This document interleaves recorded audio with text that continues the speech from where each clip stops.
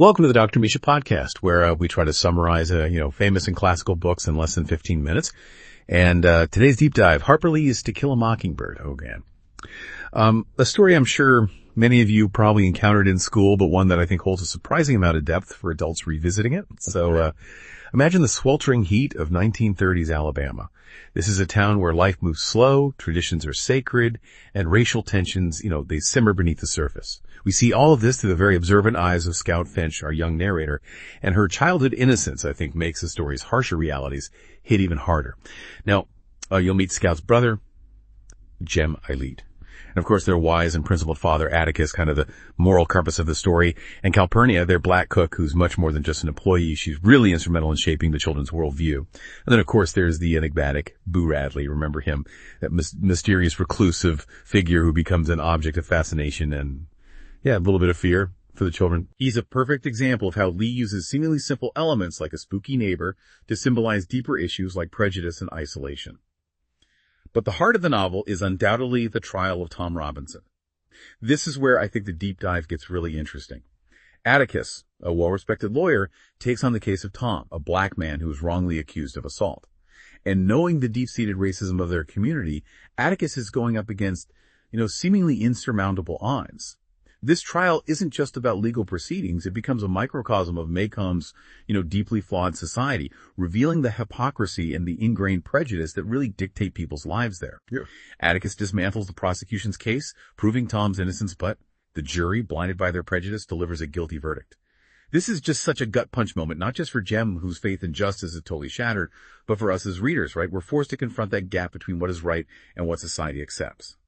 Now, despite this darkness, To Kill a Mockingbird is ultimately a story about hope and the power of empathy. Scout and Jem learn to look beyond appearances through their interactions with Boo Radley, who kind of evolves from this shadowy figure to a symbol of unexpected kindness. This idea of walking in someone else's shoes, of understanding their perspective, is central to Atticus's teachings. He encourages Scout to see the world through different eyes, and it's his ability to empathize that makes her such a compelling narrator, and I think a powerful force for change within the story. But the novel doesn't shy away from, hard truths. The ending leaves these larger issues of racism and inequality somewhat unresolved, prompting us to think about how these same injustices might be playing out in our own communities even today. And that's one of the things that makes To Kill a Mockingbird such a timeless classic. It doesn't offer these, easy answers, but instead leaves us with thought-provoking questions about our own biases and the ongoing struggle for justice. And speaking of timeless, one thing that really strikes me about this book is how Lee uses symbolism to weave these complex themes into what seems like a very simple coming-of-age story. Take the mockingbird itself. It's not just a pretty bird. It really represents innocence, those who are harmless and unfairly targeted. Think about Tom Robinson. He doesn't hurt anyone. He's just trying to exist in a system that's completely rigged against him. He becomes kind of a metaphorical mockingbird, a victim of the town's prejudice. Even Boo Radley, with all the spooky rumors surrounding him, fits this mold, right? He's judged based on fear and hearsay rather than his true nature. It's only when we see him through Scout's increasingly empathetic eyes that we realize he's more of a protector than a monster. And all of this takes place against the backdrop of Maycomb, a town that is so vividly brought to life by Lee's writing. It's almost like a character itself, representing the American South and all its complexities, its charm, its traditions, but also its deeply ingrained prejudices. Through Scout's experiences at school, at church, just wandering around the neighborhood, we get this incredibly nuanced picture of how social class and racial dynamics shape daily life in Maycomb. But going back to the characters for a second, Atticus Finch, Scout's father, is a figure that many readers find incredibly inspiring. He's this unwavering moral compass, choosing to defend Tom Robinson, not for personal gain, but because it is the right thing to do, even when it turns, like the whole town against him. He models this incredible strength of character, teaching Scout and Jem about justice and empathy through his actions as much as his words. He challenges the hypocrisy that he sees all around him, and that takes real courage. And then you've got Scout herself growing up amidst all of this. Think about what it must have been like for her, witnessing that trial, seeing the adults she looked up to fail to live up to their ideals. Her loss of innocence is gradual, but it's profound. It forces her and us as readers to confront the difference between the world as we'd like it to be and the harsh realities that we often face. But even with all that, To Kill a Mockingbird isn't a bleak story. There's this underlying sense of hope, I think, that's embodied in Scout's resilient spirit and her kind of evolving understanding of the world. And that's something I find really powerful. Even in the face of injustice, Lee shows us the importance of holding on to our values and fighting for what's right, just like Atticus does. Now, stepping back for just a bit, it's crucial to understand the historical context in which this book was published. 1960, right? Smack dab in the middle of the Civil Rights Movement. While the story itself takes place decades earlier, it really resonated deeply with readers who are grappling with issues of racial inequality and the push for social change. The trial of Tom Robinson, though fictional, really mirrored the real-life injustices faced by Black Americans during that era, and it forced a national conversation about prejudice, about justice, and the really urgent need to dismantle systemic racism. And it's sad, but even though the Civil Rights Movement made huge strides, many of those themes from To Kill a Mockingbird still feel, painfully relevant today. It's a stark reminder that the fight for equality is ongoing and that we all have a part to play in challenging prejudice wherever we see it. But let's get back to Lee's writing for just a minute. What makes To Kill a Mockingbird so captivating is that it tackles these weighty issues through the eyes of a child. Scout's narration is simple, yet profound. It allows us to experience Maycomb and its complexities with this really fresh, unjaded perspective. When we laugh with her, we're shocked alongside her, and we learn from her evolving understanding of right and wrong. Lee also uses these masterful flashbacks, weaving in snippets of Scout's earlier memories to kind of provide context and deepen our understanding of the characters and their relationships. Remember those early chapters where the kids are totally obsessed with Boo Radley, trying to get him to come out?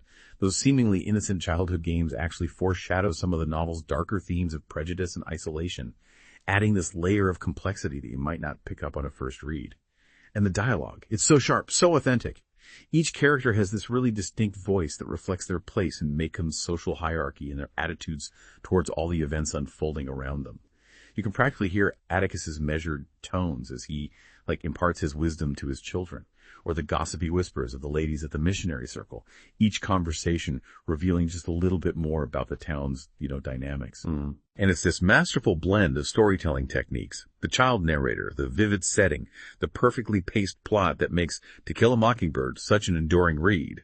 It's a book that really stays with you long after you finish it, prompting reflection and hopefully, sparking conversations about how we can build a more just and compassionate world, even in the face of the challenges that Lee so brilliantly portrays.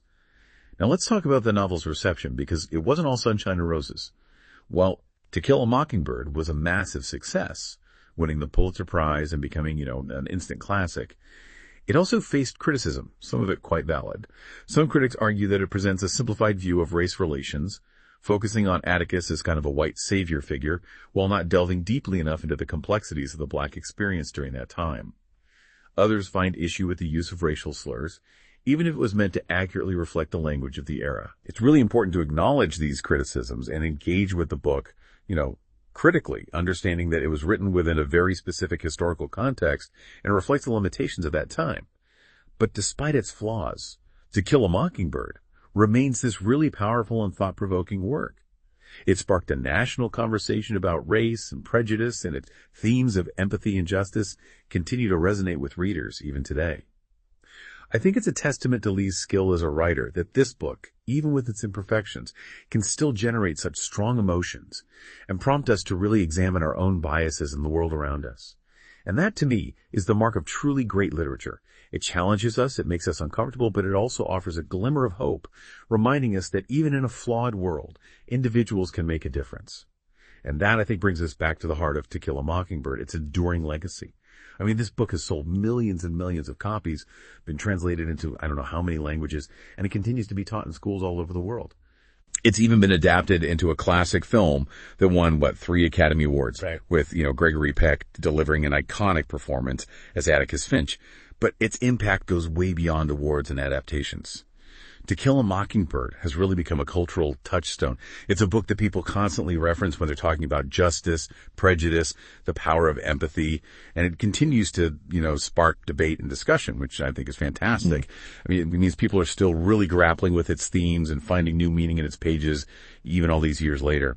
One of those common questions that I hear is, why is it even called To Kill a Mockingbird? Well, the mockingbird, as we've talked about, represents innocence and purity, right? It doesn't harm anyone. It just sings its heart out. So to kill a mockingbird is to destroy something beautiful and harmless. And that idea really resonates throughout the whole story. Characters like Tom Robinson and Boo Radley become these metaphorical mockingbirds. They're victims of a society that judges them based on fear and prejudice rather than their true nature. Another question that often comes up is, what's so special about Maycomb? Well, Maycomb is more than just a setting, right? It's like a character in its own right. Lee paints such a vivid picture of this small southern town, really capturing its quirks, its traditions, and its deep-seated social hierarchy.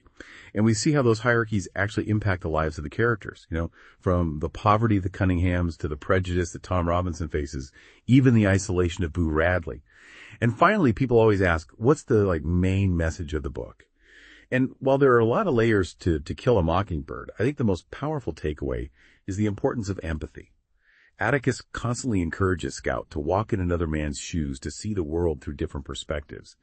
And it's through Scout's own journey of empathy that she learns to, challenge her preconceived notions and see the humanity in everyone, even those that society has kind of deemed different or dangerous. And that message is just as relevant today as it was back in 1960, maybe even more so. In a world that often feels increasingly divided, To Kill a Mockingbird reminds us of the power of understanding, of bridging those divides, and of fighting for justice, even when it's hard. So is To Kill a Mockingbird still relevant today? Absolutely. Its themes of prejudice, justice, the power of individual courage, they all continue to resonate so deeply with readers. It's a book that challenges us to examine our own biases, to stand up for what we believe in, and to never stop working towards a more just and compassionate world. So if you haven't read To Kill a Mockingbird recently, or heck, even if you have, I encourage you to pick it up again. Let its story kind of wash over you, let its characters teach you, and let its message inspire you. Thank you for listening to the Dr. Misha podcast. Let me know in the comments which books you would like to see summarized in the future. Subscribe and like.